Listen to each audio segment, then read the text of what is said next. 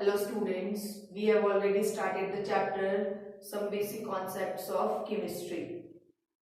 Now this is the part third, and in today's part we will discuss about the concentration of solution.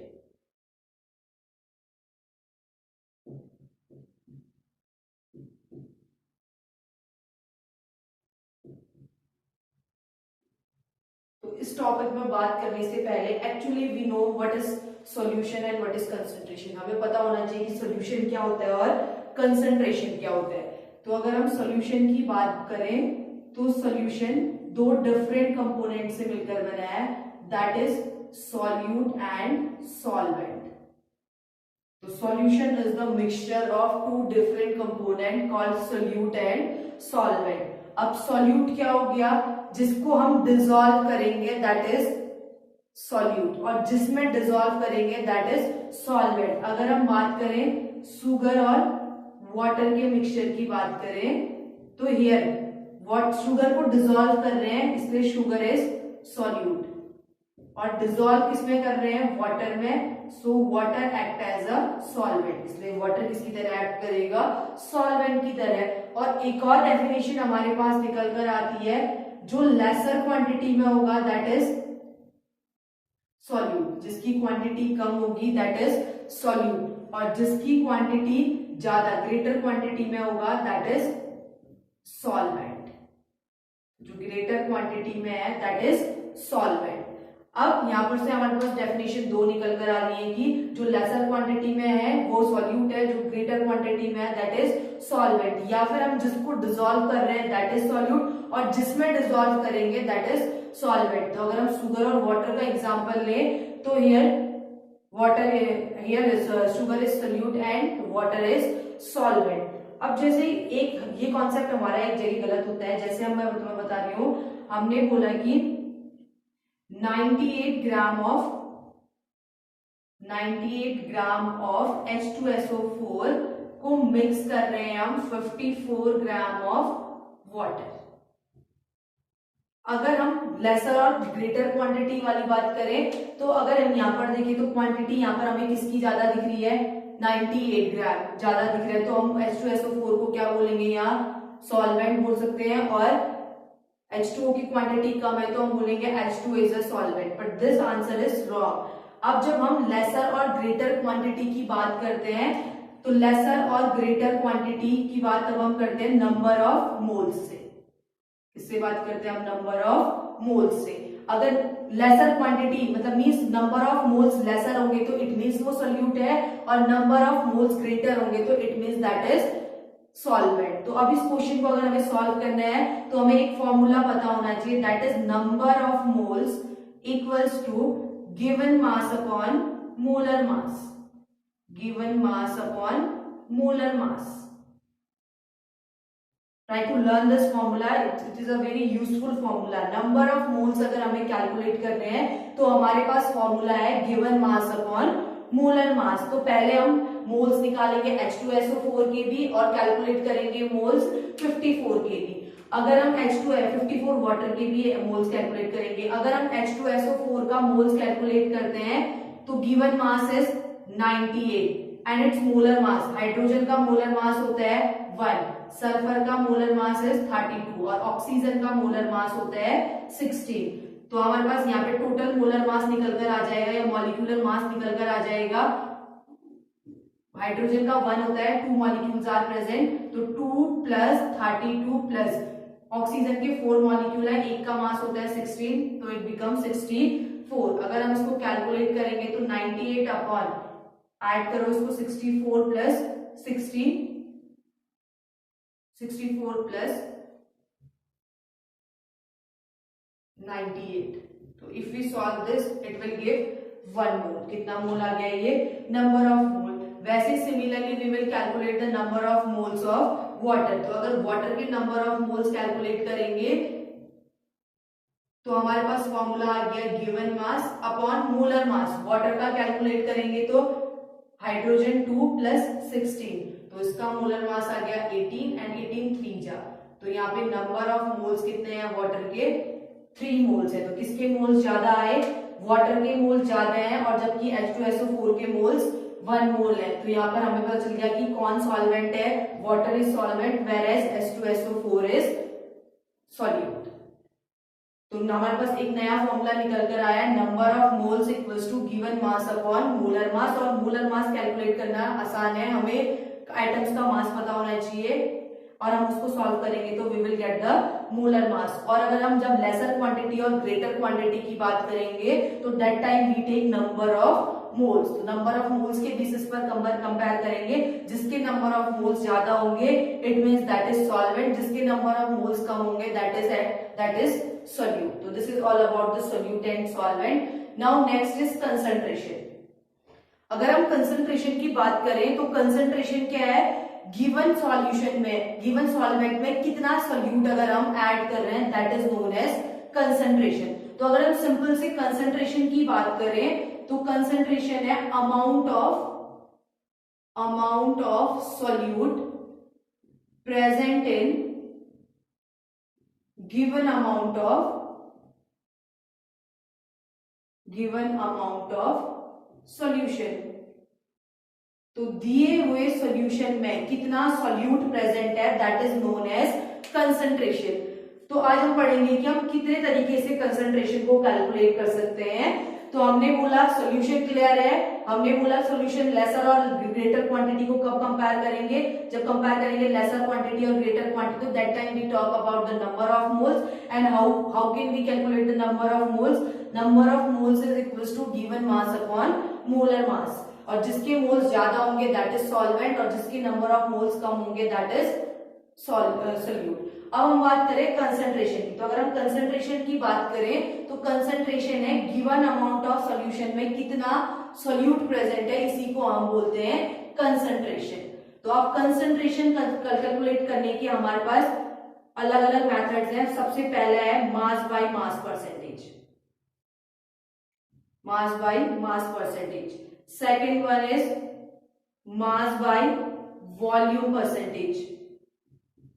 Next one is volume by volume percentage, and next one is mole fraction.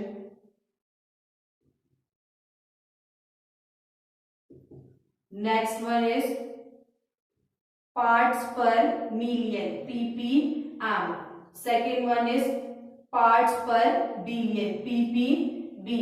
Next one is molarity, and next one is molality, and next one is normality.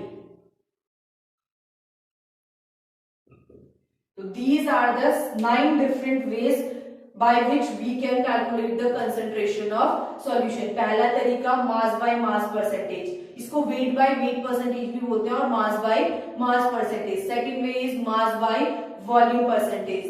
Next one is volume by volume percentage. Next one is mole fraction. Next ppm, parts per million. Next one is parts per billion. Next is molarity. Next one is molality, or last one is normality. So in this video I will cover the 8 different ways to calculate concentration of solution. Normality we will discuss in next video. So one by one we will start discussing about these different methods of calculating concentration of solution. तो concentration की बात करी हमने, concentration actually होता क्या है, given solution में कितना solute present है that is concentration. तो अब हम सबसे पहले मेथड की बात कर रहे हैं that is mass by mass percentage, mass by mass percentage. अब मास बाय मास परसेंटेज की अगर मैं बात करूं तो इसको कैलकुलेट करने का हमारे पास फॉर्मूला है that is mass of solute upon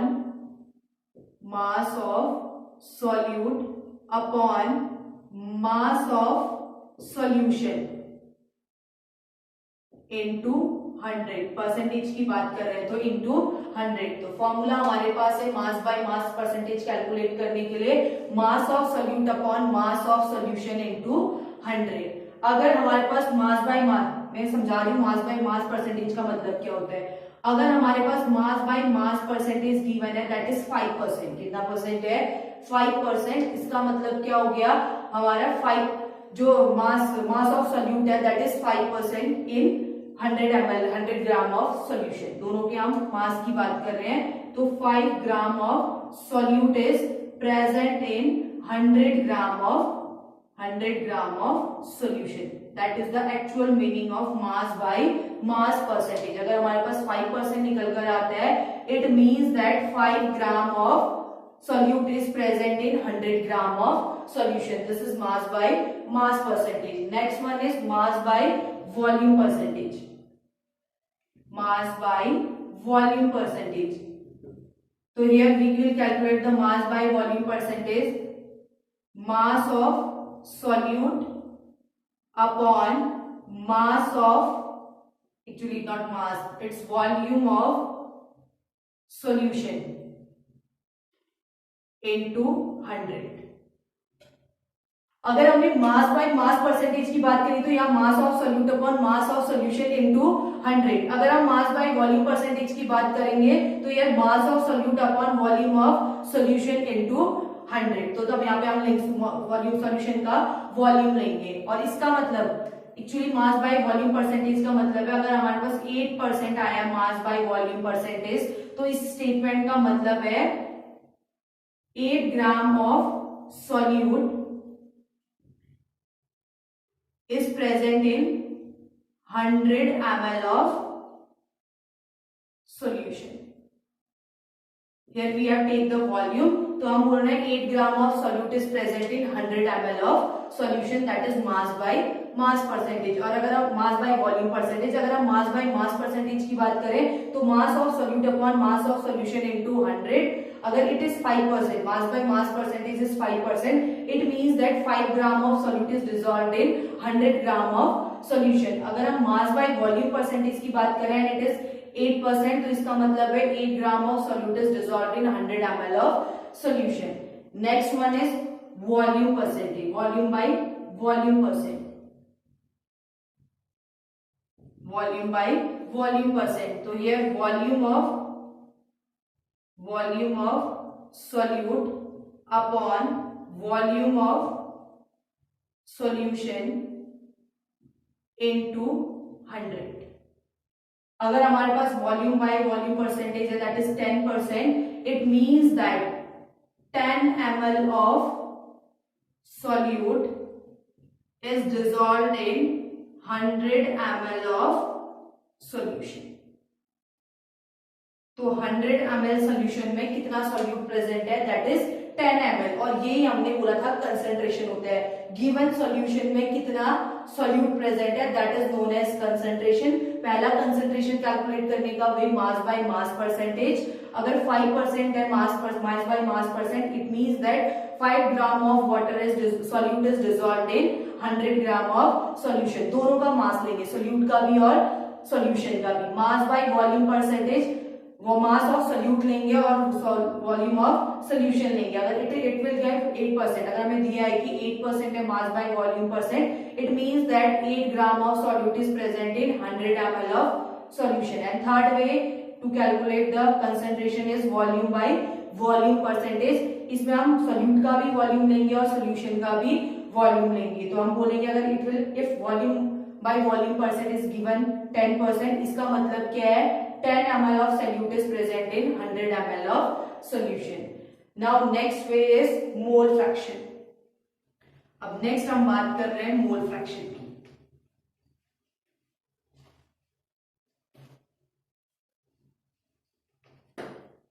mole fraction,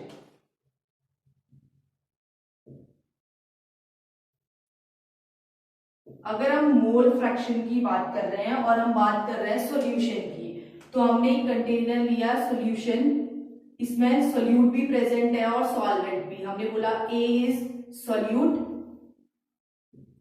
इसी में ए भी प्रेजेंट है और B is solvent.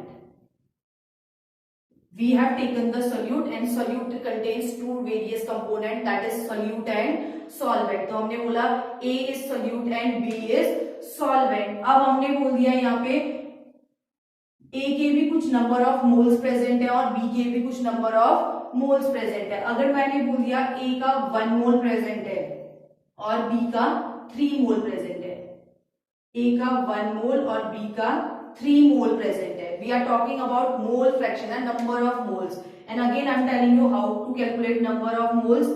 Number of moles equals to given mass upon molar mass या molecular mass.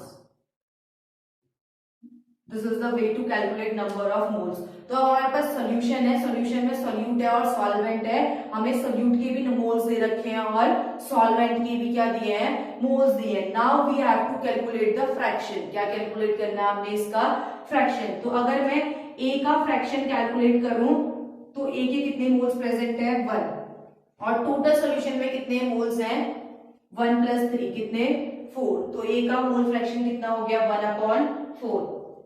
If we talking about the mole fraction of B, तो number of moles B के कितने present है 4 और 3 और टोटल सॉल्यूशन में कितने moles present है 4। तो फ्रैक्शन कितना आ गया मोल फ्रैक्शन B का, दैट इज 3/4। तो अब हम बोल रहे हैं फॉर्मूला निकल कर आता है यहाँ से हमारे पास।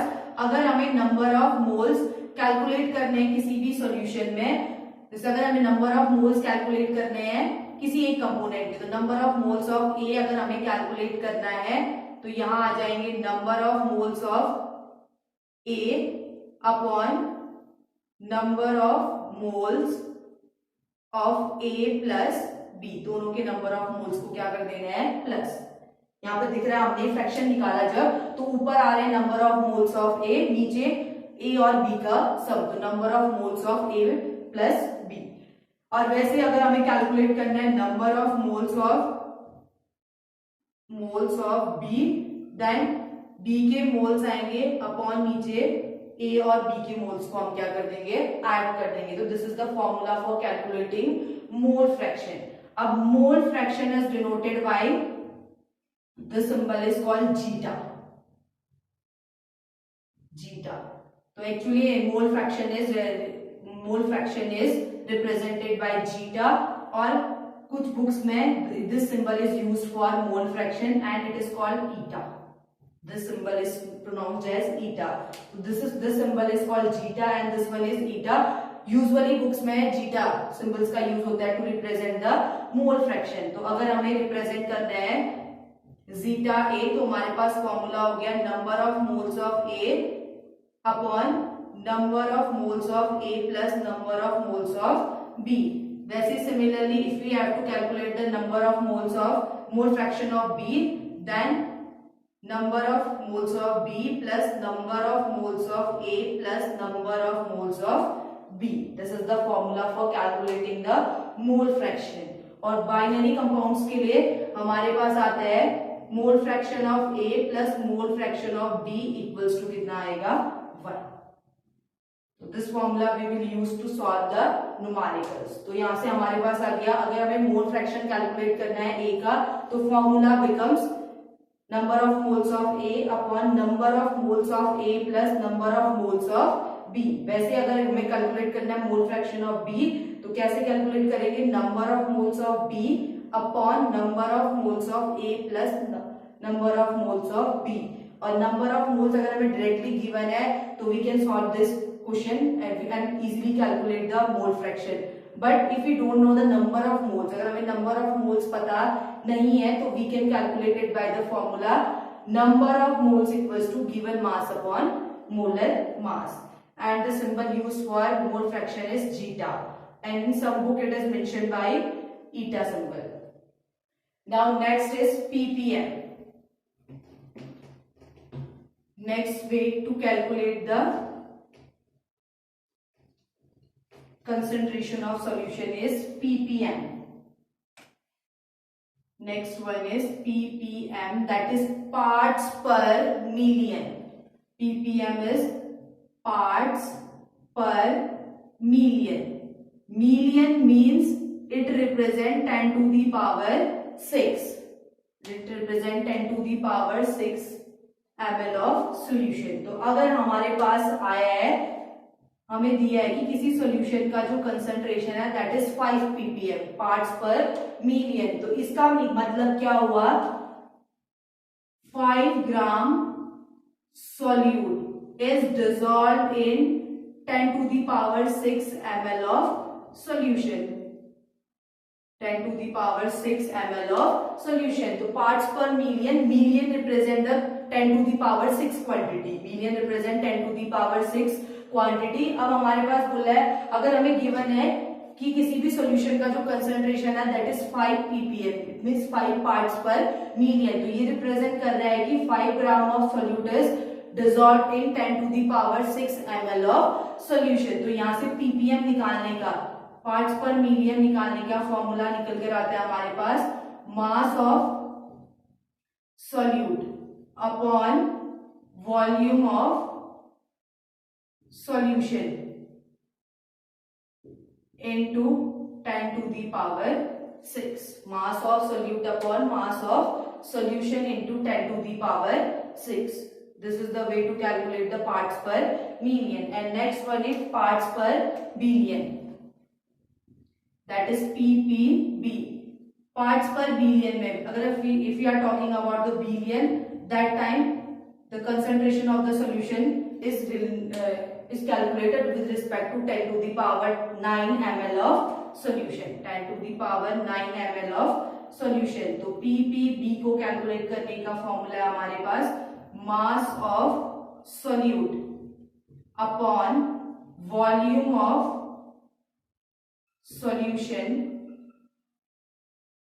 into 10 to the power 9, 10 to the power 9। तो पार्ट्स पर मिलियन किसके रेस्पेक्ट में निकालेंगे, कितनी क्वांटिटी के पार्ट्स होगा, 10 टू दी पावर 6 पार्ट, और पार्ट्स पर बिलियन हो गया 10 टू दी पावर 9 पार्ट्स। कितना पार्ट्स हो गया, 10 to the power 9 parts. Next है हमारे पास इंपॉर्टेंट है दैट इज मोलारिटी और molality. Next one is molarity और molality. Molarity,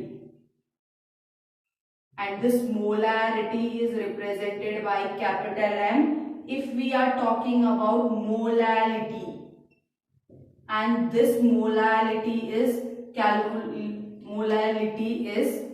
represented by small m। So we are talking about next way to calculate the concentration of the solution, and this one is very important, molarity and molality। molarity is represented by capital M whereas the molality is represented by small m। अब actually molarity क्या होती है और molality क्या होती है, तो अगर हम मोलारिटी की बात करें तो mass of solute present in 1 litre of solution, 1 litre of solution. और if you talk about molality तो it is mass of solute present in 1 kg of solvent, 1 kg of solvent। Difference देखना, समझने वाली बात है, यहां पर we are talking about the solution and in molality we are talking about solvent. तो molarity में हम बात कर रहे हैं सॉल्यूशन की, मोलालिटी में we are talking about solvent. और सेकेंड डिफरेंस है, यहाँ पर हमने सॉल्यूशन को लिया है लीटर में और यहाँ पर हमने जो सॉल्वेंट है we have taken in 1 kg। और इसको हम रिप्रेजेंट करते हैं मोलारिटी को कैपिटल एम से और molality is represented by small m. Definition निकल कर आई है मोलारिटी की, mass of solute present in 1 litre of solution, और molality mass of solute present in 1 kg of solvent. तो फॉर्मूला हो गया हमारे पास मोलारिटी का, mass of solute upon volume of solution in liter। किसमें बात करेंगे हम, मास वॉल्यूम ऑफ सॉल्यूशन की लीटर में बात करेंगे, दैट इज मोलारिटी। अगर हमारे पास मोलारिटी गिवन है दैट इज 2m, अगर हमने बोल दिया कोई सॉल्यूशन है उसकी मोलारिटी क्या है 2m है, इसका मतलब क्या हो गया 2 moles of अगर हम बोले NaCl है, NaCl की मोलारिटी है 2m, इसका मतलब हो गया 2 moles of NaCl is present in 1 liter of solution। समझना इस चीज को, हम बोल रहे हैं NaCl की मोलारिटी दे रखी है दैट इज 2m, इसका मतलब 2m कहने का मतलब क्या है, 2 moles of NaCl is present in 1 mole of solution. तो 2 मोल्स प्रेजेंट है NaCl के किसमें, 1 लीटर ऑफ सॉल्यूशन में। अगर हम बात करें फिर मोलारिटी की, तो मोलारिटी इज इक्वल्स टू क्या हो गया, मास of solute upon volume of solvent into mass of volume of solvent in kg. This is the formula for calculating the molality, and molality is represented by small m। अगर हमें दिया है किसी भी solution की मोलालिटी 3m है, कितनी है, 3m है, it means that 3 number of moles